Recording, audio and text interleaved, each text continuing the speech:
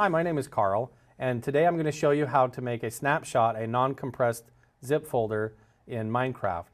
It's good to know how to do this because then you can go into your folder and you can set your pictures as a wallpaper or share them on the internet without having them in a zipped file.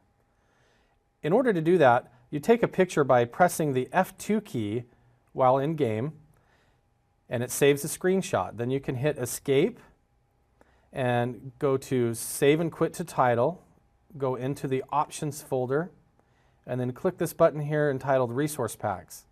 Then you'll go down to the open resource pack folder, and then it will bring up this folder called the resource packs, and you'll see at the top there's a tab called .minecraft.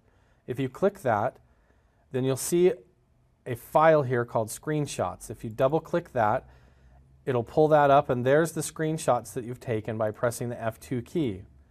Now the great thing is that it doesn't automatically compress these files. These are uncompressed image files so that you can share them as wallpapers or on your social media sites and share them with your friends. So my name is Carl, and today I showed you how to take a snapshot as an uncompressed folder in the game Minecraft. And I hope that helps you with your gameplay.